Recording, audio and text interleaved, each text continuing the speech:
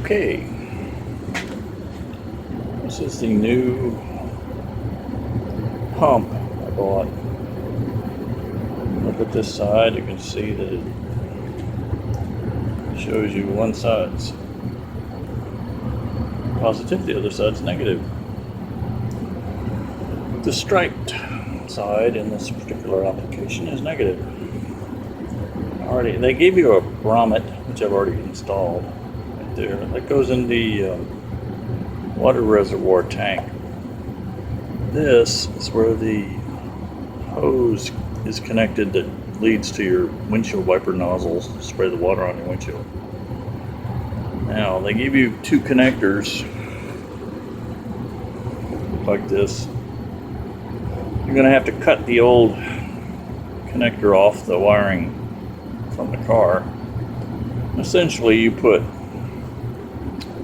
one positive in there and one positive in there, and you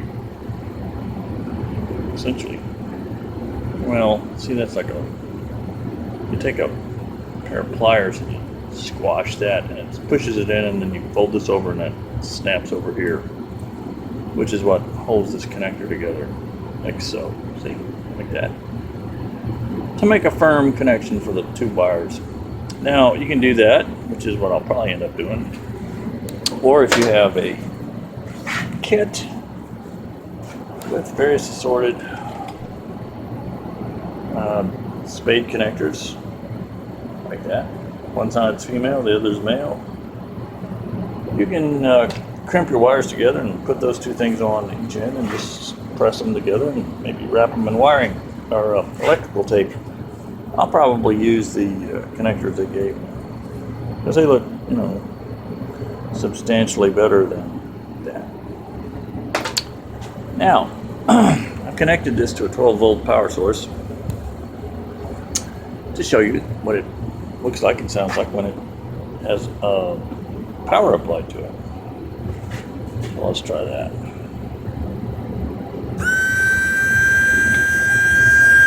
It is pushing out air, which is what it's supposed to. So the little motor is working, the impeller is turning, and this thing's ready to be installed, which is what I'm going to do tomorrow. And we'll do a little video of that, and you can see how I do it. Now, here's a tank right here. This is where the main one goes, right there. This is where the other one goes, right there. So, this particular pump will go into this slot right here tomorrow morning. Hope you found this helpful. This is what it looks like when it's fully seated. I did it a little bit incorrectly. You're not supposed to put the grommet on the pump first. You're supposed to put the grommet in this hole first. And then you press this onto the grommet, or into the grommet, I should say, until it's fully seated against it. Now, it's a tight fit. It doesn't want to go on there. So you're going to have to really bear down and push hard. So you're going to have to take this tank out of the car in order to get enough leverage to really put the force needed to push the new motor on there. So, I mean, at least I can't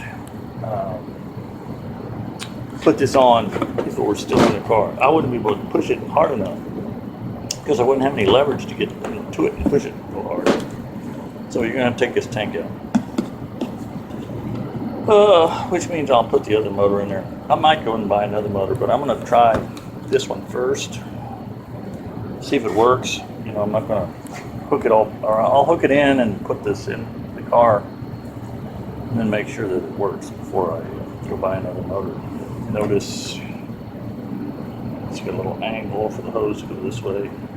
The other one is recessed deeper, so it'll be at an angle that'll be coming out like this. So, there you go. That's how you do it. Might be able to wash my window again, huh? Let's hope so.